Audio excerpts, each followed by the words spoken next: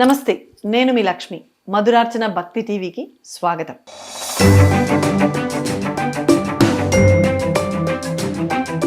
ఆలస్యంగా పెళ్ళిళ్ళు అవ్వటము, నిమిషాలలో ఇలా అనుకున్నాం కదా. మరి కిడ్స్కి కూడా ఇలానే అంటే మీరు అన్నట్టు కెరీర్ మీద వీళ్ళకి కాన్సన్ట్రేషన్ ఎక్కువైపోయి ఫస్ట్ కెరీర్లో సెట్ అయ్యాక మ్యారేజ్ చేసుకుంటున్నారు.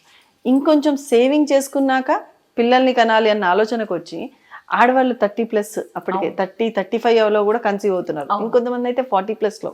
అంటే మనకి 25 years ఆ ఏజ్లో ఉన్నప్పుడు పిల్లలతో ఉండటము, ఇంకా మన పేరెంట్స్ అయితే బిఫోర్ 18 కన్సీవ్ అయిన వాళ్ళు ఉన్నారు. Before 20 they use to get everything done. So అంటే ఆ వేరియేషన్స్ ఇప్పుడు వీళ్ళు కిడ్స్కి అంత ప్రియారిటైజ్డ్గా ఉండగలుగుతారా?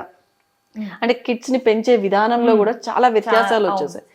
సో ఫెయిల్యూర్స్ అవుతున్నారు పేరెంట్స్ అంటే మేబీ ఇది ఒక రీజన్ అంటారా? అంటే కొద్దిగా ఎక్స్టర్నల్ ఫ్యాక్టర్స్కి ఇంపార్టెన్స్ ఇచ్చేసరికి ఫ్యామిలీ వాల్యూస్ నశించిపోతూ ఉన్నాయండి. రోజు రోజుకి మనం ఎంత ఫాస్ట్ ఫార్వర్డ్ లైఫ్లోకి వెళ్ళిపోతూ ఉన్నామో ఫ్యామిలీ వాల్యూస్ కొద్దిగా తగ్గుముఖం పట్టడము, వీళ్ళు లేట్గా మ్యారేజ్ చేసుకోవడం, అదే చెప్పాను కదా, కెరియర్ పైన ఎక్కువ ఫోకస్ చేసేయడం వల్ల లేట్ మ్యారేజెస్ అవ్వడానికి ఒక ఆస్కారం. మన పెద్దలు ఏం చెప్పేవాళ్ళు అంటే పెళ్ళైన వెంటనే పిల్లల్ని ప్లాన్ చేయండి అని ఎందుకన్నారంటే, ఇప్పుడు పెళ్ళికి ఏదైతే మనకి ముహూర్త బలం ఉంటుందో, గురు బలం మనకి ఎంతైతే ఇంపార్టెంట్ అవుతుందో ఆ మ్యారేజ్ జరగడానికి, ఆ మ్యారేజ్ సస్టైన్ అవ్వడానికి, ఆ 1 year గ్యాప్లోనే చాలా మట్టుకు కపుల్స్ కన్సీవ్ అయ్యేవాళ్ళు. ఎందుకంటే ఆ గురు యొక్క ట్రాన్సిట్ 1 year ఉంటుంది ఒక రాశి పైన. సో మ్యారేజ్కి యాక్టివేషన్ జరిగిన వెంటనే మళ్ళీ ఒకవేళ పిల్లలకి కూడా యాక్టివేషన్లోకి ఉన్న గురువు ఇమీడియట్గా బ్లెస్సింగ్స్ ఇచ్చేవాళ్ళు కాబట్టి వెంటనే పిల్లలు అయ్యేవాళ్ళు. ఇప్పుడు ఏమైపోతుందంటే వీళ్ళకి లేట్గా మ్యారేజెస్ అయినప్పుడు లేట్గా కూడా కిడ్స్ పుట్టడానికి ఆస్కారం ఉంది. కొంతమందికి అసలు కిడ్స్ పుట్టడానికి ఇప్పుడు ఏంటంటే న్యాచురల్ ప్రాసెస్లో కూడా అవ్వట్లేదు. ఐవీఎఫ్ హ్యాస్ బికమ్ ఈజీ అనమాట. ఇంకా దాంట్లో కూడా మళ్ళీ ఛాన్సెస్ ఆర్ వెరీ మినిమల్. అది కూడా సక్సెస్ రేట్ చూసుకుంటే కొంతమంది అయితే ఫెయిల్యూర్స్ ఉన్నాయని కూడా చెప్తూ ఉన్నారు కదా. సో ఇక్కడ ఏమవుతుందంటే వీళ్ళకి ఏజ్ పెరుగుతున్న కొద్దికి ఎస్పెషల్లీ ఉమెన్కి అనవసరమైన ప్రాబ్లమ్స్ రావడం, పీసీఓఎస్ ప్రాబ్లమ్స్ కామన్ అయిపోయినాయి. మన రెగ్యులర్ ఫుడ్ హ్యాబిట్స్ చేంజ్ అయిపోయాయి, యోగిక్ లైఫ్ స్టైల్ లేదు, టైంకి నిద్రపోరు, వర్క్ ప్యూబర్టీ కూడా చాలా ఎర్లీగా రావడం. అంటే ఫుడ్ మనది ఏదైతే మనం కన్జ్యూమ్ చేస్తామో అది మన బాడీ పైన, మన మైండ్ పైన చాలా ఇంపాక్ట్ చూపిస్తూ ఉంటుంది. పూర్వం ఏమిటంటే, పూర్వం అనే కాదు, మన జనరేషన్, మనం చిన్నగా ఉన్నప్పుడు కూడా ఇంట్లో వండిన ఫుడ్ తినాలి అని చెప్పేవాళ్ళు.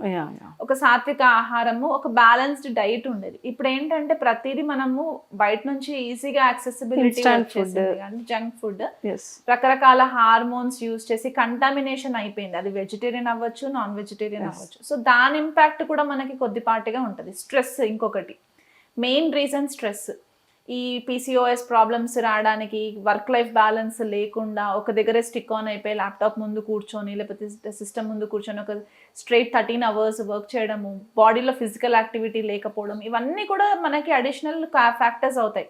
బియాండ్ ఆస్ట్రాలజికల్గా మనం చూసుకుంటే, సైంటిఫిక్గా చూసుకుంటే ఇవి రీజన్స్ అవుతాయి. ఇవి రెండు మ్యాచ్ అయినప్పుడు మనకి ప్రాబ్లమ్స్ వస్తాయి. సో దీనివల్ల కూడా ప్రాబ్లమ్స్ వస్తున్నాయి. కాబట్టి యంగ్ జనరేషన్ కొద్దిగా వాళ్ళ లైఫ్ స్టైల్ని కనుక వాళ్ళు చేంజెస్ చేసుకున్నట్లయితే కనుక ఈ ప్రాబ్లమ్స్ అవాయిడ్ చేయడానికి హెల్ప్ అవుతుంది. అంటే మనం ఎంత మెకానికల్ లైఫ్కి మనం బూస్ట్ ఇస్తూ ఉన్నా కొద్దికి మనం ఆ లైఫ్కి మనం అలవాటు పడిపోతూ ఉంటాం. సో దానికంటే బదులు కొద్దిగా సాత్వికం లైఫ్ స్టైల్ లీడ్ చేసుకున్నట్లయితే కనుక ఈ ప్రాబ్లమ్స్ అవాయిడ్ చేయడానికి ఉంటుంది. కొంతమంది కపుల్స్లో నేను పర్సనల్గా నా దగ్గరికి కన్సల్టేషన్స్కి వచ్చిన వాళ్ళు ఏంటంటే, వాళ్ళు ఫస్ట్ ప్లానింగ్ అనమాట. మేము అంటే వాళ్ళు ఎట్లా కన్సిడర్ చేస్తారంటే, ఒక చైల్డ్ని మనము పిల్లల్ని గనక కంటే వీళ్ళు ఒక 20 years ప్రాజెక్ట్ మాకు అనే ఒక మైండ్ సెట్ అనమాట. నాకు ఒక కపుల్ నన్ను అదే అడిగారు. వాళ్ళు యుఎస్లో వర్క్ చేస్తున్నారు ఇద్దరు. మేడం, ఇప్పుడు మాకు టైం పీరియడ్ ఎట్లా ఉంది, మేము ఒకవేళ కిడ్స్కి ప్లానింగ్ చేసుకుంటే నెక్స్ట్ 20 years ప్రాజెక్ట్ లాగా మేము వాళ్ళని పెంచగలిగే స్థాయిలో మేము ఉండగలుగుతామా? ఫైనాన్షియల్గా అవ్వచ్చు, ఇమోషనల్ సైకలాజికల్ సపోర్ట్ వైజ్గా అవ్వచ్చు. మా టైమ్స్ ఎట్లా ఉన్నాయి, మేము కలిసి ఉండి మేము అంటే వాళ్ళకి వాళ్ళ ప్రేమ పైన, వాళ్ళ రిలేషన్షిప్ పైన వాళ్ళకి ట్రస్ట్ లేదు. ఫస్ట్ మేము కలిసి ఉంటామా అనే క్వశ్చన్ రాకూడదు. ఆ క్వశ్చన్ వచ్చిన తర్వాత ఆ అమ్మాయి వేసిన ప్రశ్న ఇదనమాట, నేను కిడ్స్కి ప్లాన్ చేయాలంటే ఫైనాన్షియల్గా మేము ఎఫోర్డ్ చేయగలుగుతామా? ఇప్పుడు ఎఫోర్డ్ చేయలేరమ్మా మీరు అని అంటే వాళ్ళు అసలు ప్లానింగ్ కూడా చేయరు కన్సీవ్ అవ్వడానికి.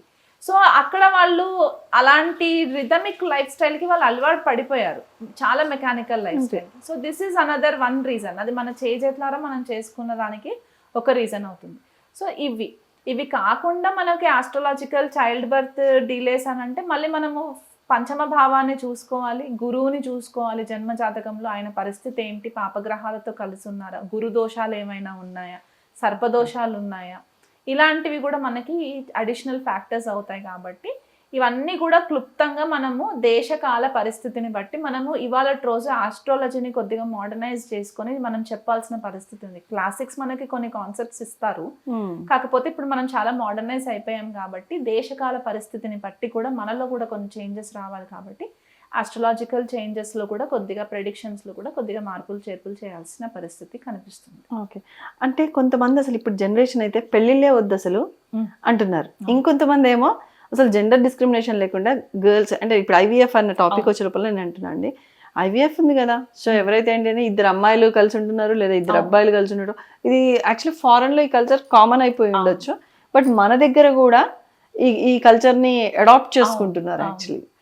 అది కూడా కొంచెం అది కాంట్రవర్షియల్, ఎందుకంటే ఇప్పుడు హోమోసెక్షువాలిటీ అనేది కూడా కొద్దిగా ప్రామినెంట్ అయిపోయింది, లీగలైజ్ అయిపోయాయి, కొన్ని కంట్రీస్లో లీగలైజ్ అయిపోయాయి. ఇది పర్సనల్గా నేనైతే సృష్టికి విరుద్ధం అనే చెప్తూ ఉంటాను. ఎందుకంటే ఒక పురుషుడి ఎనర్జీ, ఒక ప్రకృతి ఎనర్జీ, పురుష ప్రకృతి అనేది మనకి శివశక్తి తత్వంగా కూడా మనం చెప్తూ ఉంటాం. కాబట్టి ఆ ఎనర్జీ కొద్దిగా ఇంబ్యాలెన్స్ అయిపోతూ ఉంటుంది. పోను ఎట్లా అయిపోతుందంటే టెక్నాలజీ ఉంది కదా, ఏఐ బూమ్ అవుతుంది కదా, మేము ఏఐ త్రూగా కూడా మేము కిడ్స్ని ఒక ల్యాబొరేటరీలో మేము మనకి నచ్చినట్టుగా మన క్రియేట్ చేసుకోగలుగుతాం కదా అనే ఒక స్టేట్ ఆఫ్ మైండ్కి కూడా వచ్చే పరిస్థితులు కనిపిస్తుంది. అంటే ఎవ్రీథింగ్ ఒక మెకానికల్ లైఫ్ స్టైల్లోకి వెళ్ళిపోయే ఛాన్సెస్ కనిపిస్తూ ఉన్నాయి. సో అలా కాకుండా కొద్దిగా మళ్ళీ మన హిందూ ధర్మం ప్రకారము ఏదైతే మన పూర్వీకులు చెప్పారో దాన్ని మనం కొద్దిగా అడ్జస్ట్ చేసుకున్నట్లయితే కనుక ఇబ్బందులు లేకుండా ఉంటాయి. కానీ ఐవీఎఫ్ కూడా మనం చాలా ప్రమోట్ చేయడం అనేది కూడా అంటే కొంతమంది బాడీస్కి అది సెట్ అవుతుంది, కొంతమందికి సెట్ అవ్వదు, ఇబ్బందులు పడడం ఇవన్నీ ఉంటాయి. కాబట్టి యాక్చువల్లీ 35 వరకు ఆగుతున్నారు, 35 వచ్చాక ఐవీఎఫ్కి వెళ్ళి ఆ ట్రీట్మెంట్ తీసుకొని కన్సీవ్ అవుతున్నారు. సో వీళ్ళకి 40 వచ్చే వరకు పిల్లలకి 5 years. ఇట్లా అవ్వటం వల్ల వాళ్ళకి ఎలా ఎంగేజ్ చేయాలో తెలియక, అంటే వెనకట ఏంటంటే ఉమ్మడి కుటుంబాలు ఉండేవి, తాతయ్య నాయనమ్మలు అమ్మమ్మలతో they used to engage with them. But ఇప్పుడు ఈ రోజుల్లో ఆటిజం కూడా ఎక్కువైపోయింది.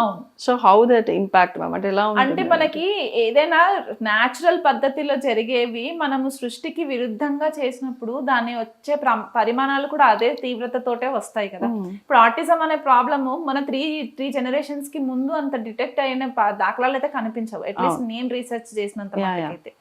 ఇప్పుడు ఎందుకు ప్రామినెంట్ అవుతుంది అని అంటే ఈ మెడికేషన్స్, ఈ కృత్రిమ పద్ధతిలో పిల్లల్ని కనడము, న్యాచురల్ ప్రాసెస్ లేనే లేదు. అంటే న్యాచురల్ ప్రాసెస్ అయినప్పటికీ కూడా కొంతమంది కట అడుగులు ఎలా వేయాలో నేర్పిస్తారట, ఈవెన్ అన్నం ఎలా నమలాలో నేర్పిస్తారట. US లో నేను విన్నాను, కొంతమంది ఫ్రెండ్స్ ఇట్లా వాళ్ళకి ఎలా నమలాలో, అంటే మనం మాట్లాడేటప్పుడు నార్మల్గా పిల్లలకి అన్నం పెట్టేటప్పుడు మా అమ్మమ్మ నవలాలి అది ఇది అని చెప్తుంటాము, కానీ దానికి కూడా స్పెషల్ ట్రీట్మెంట్స్ ఉన్నాయండి. ఇవన్నీ అంటే ఇక్కడ ఇంకొకటి ఏంటంటే ముందు మీరు అన్నట్టు ఉమ్మడి కుటుంబాలు ఉండేవి, ఒకళ్ళు కాకపోతే ఒకళ్ళు పిల్లల్ని పెంచడానికి కొద్దిగా ఆస్కారం ఉండేది. ఇప్పుడు ఎవ్రీథింగ్ న్యూక్లియర్ ఫ్యామిలీస్ అయిపోయాయి. ఇద్దరు భార్యాభర్తలు ఎవరు బిజీలో వాళ్ళు ఉండి ఇంటికి వచ్చినాక కూడా వాళ్ళు వర్క్లే చూసుకుంటూ ఉంటుంటే ఆ బేబీతో టైమే స్పెండ్ చేయట్లేదు.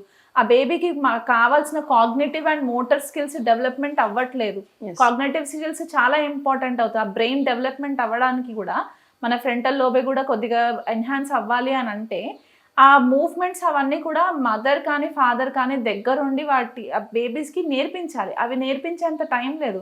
ఒక ఐప్యాడ్ ఇచ్చేస్తారు, కూర్చోబెట్టేసేసి వాళ్ళకి ఐప్యాడ్ చూపించుకుంటూ ఫుడ్ తినిపించేస్తూ ఉంటారు. దానివల్ల చాలా ఇంపాక్ట్ ఉంటుంది. దీనికి ఒక ఆస్ట్రాలజికల్ రీజన్ కూడా ఉంది. మనం ఫుడ్ని జనరల్గా ఏదైతే మనం ఆహారం కన్సిడర్ చేస్తామో దాన్ని చంద్రుడితో కనెక్ట్ చేస్తాం.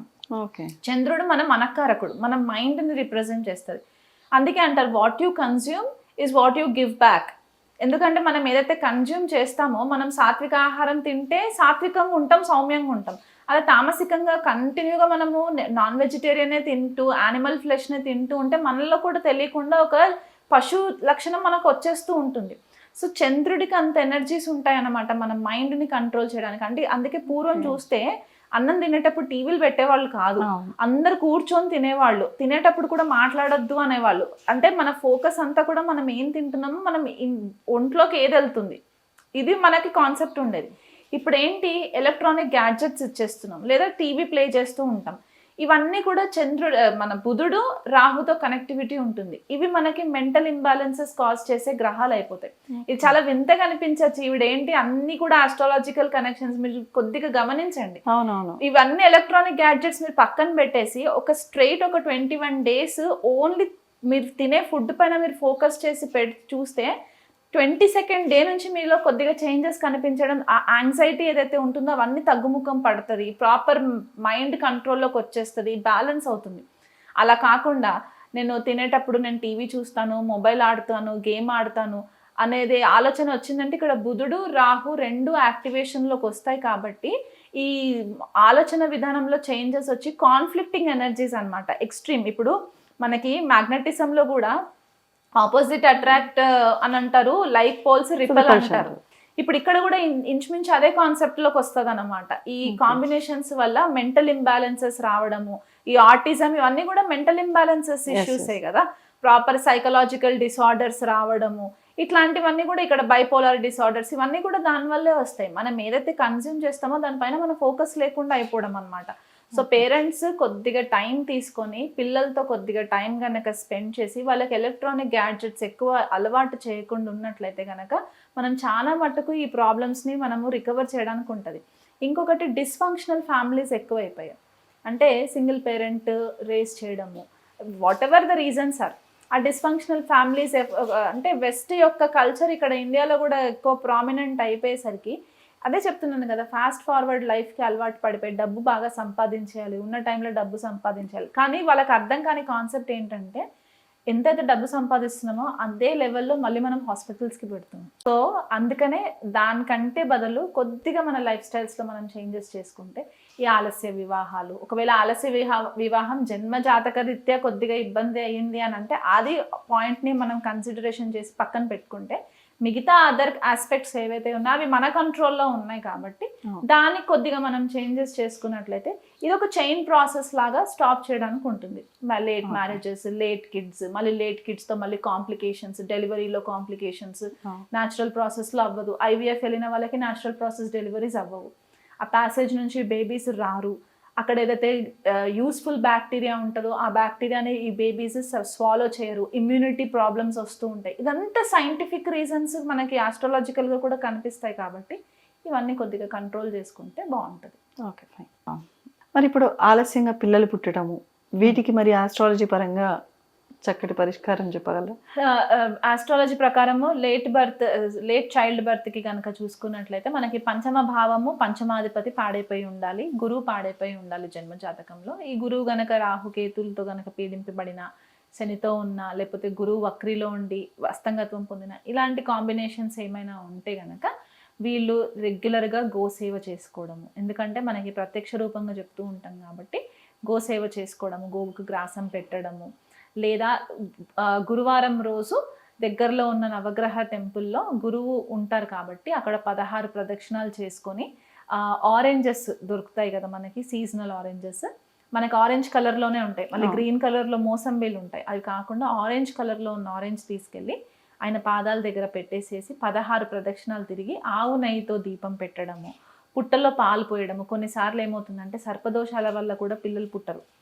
సో దానివల్ల కూడా మనకి తెలియక, ఒకవేళ ఇవి రీజన్స్ అనేది మనకి తెలియకపోతే ఈ ఒక 48 రోజులు దీక్షగా తీసుకొని పుట్టలో దగ్గరలో ఉన్న పుట్టలో పాలు పోయడము, పసుపు కుంకుమ చల్లేయడము పుట్ట పైన, ఇలా చేసుకోవడము. గురువుకి శనగలు దానం ఇవ్వడము, కిలోంపావు శనగలు, ఒక పసుపు కలర్ క్లాత్ బ్లౌజ్ పీస్, అది పూలు పళ్ళు తీసుకెళ్ళి దగ్గరలో ఉన్న స్వామివారి టెంపుల్లో, దత్తాత్రేయ స్వామి టెంపుల్ అయినా సరే, లేకపోతే దక్షిణామూర్తి స్వామి టెంపుల్ అయినా సరే, శివుడి టెంపుల్ అయినా సరే, అక్కడికి వెళ్ళి అక్కడ ఉన్న పూజారులకి దానం ఇచ్చేసి పూజలు చేయించుకున్నా కూడా మీకు మంచి రిజల్ట్స్ వస్తాయి. వీలైనంత మట్టుకు చిన్న పిల్లలకి బిలో 12 years పిల్లలు ఎవరైతే ఉంటారో, మీరు ఆర్థిక స్తోమత బాగుంటే గనక అనాథ శరణాలయాలు ఉంటూ ఉంటాయి, అక్కడికి వెళ్ళి మీరు ఒకసారి భోజనం పెట్టడము, వాళ్ళకి చారిటీ లాగా చేయడము, లేకపోతే మీ చుట్టుపక్కల ఎవరైనా పిల్లలు చదువులేని పిల్లలు, అంటే చదువుకోవాలనుకొని కూడా వెళ్ళలేని పిల్లలు ఉంటూ ఉంటారు కదా, అలాంటి వాళ్ళకి పుస్తకాలు దానం చేయడము. బిలో 12 years పిల్లలకి, వీలైతే ఇంకా బిలో 8 years అయితే ఇంకా మంచిది. ఓకే. అంటే మనము గత జన్మలో ఏమి కర్మలు చేశామో దాని వల్ల మనకి ఇక్కడ ఇబ్బందులు కలగడానికి కూడా రీజన్స్ ఉంటాయి కాబట్టి ఇది మనము సూక్ష్మంలో మోక్షం అన్నట్టు మనం చిన్న చిన్న పరిహారాలు చేసుకోవడం వల్ల, ఇది జనరలైజ్డ్ రెమెడీస్. వ్యక్తిగత జన్మ జాతకాలలో మనకి ప్రాబ్లమ్స్ ఏమున్నాయో కూడా మనకి ఐడెంటిఫై చేసినప్పుడు తెలుస్తుంది. ఎందుకంటే కొన్నిసార్లు డిలే కిడ్స్ పితృదోషాల వల్ల కూడా డిలే కిడ్స్ అవుతూ ఉంటారు. ఓకే. సో అవి కూడా మనం చార్ట్స్ చూసినప్పుడే చెప్పడానికి కుదురుతుంది కాబట్టి ఇవైతే జనరలైజ్డ్గా చేసుకోవచ్చు. ఆలస్యంగా పిల్లలు పుడుతున్నారు అని చెప్పేసి ఎన్నో మెడిసిన్స్ వాడుతున్నాము, IVFకి వెళ్తున్నారు చాలామంది. కానీ ఇవన్నీ కాకుండా పరిష్కార మార్గం అనేది ఆస్ట్రాలజీలో కూడా ఉంది. సో స్పిరిచువల్గా అంటే భగవంతుడిని నమ్ముకుంటే అన్నీ మంచి జరుగుతాయి. మనసు ప్రశాంతతగా ఉంటే ఏదైనా సాధించవచ్చు, అంటే మన సంకల్పం ఉంటే చాలు అన్నట్టుగా పరిష్కార మార్గాన్ని చెప్పారు. థ్యాంక్ యూ సో మచ్ అండి అనుపమ గారు. Thank you.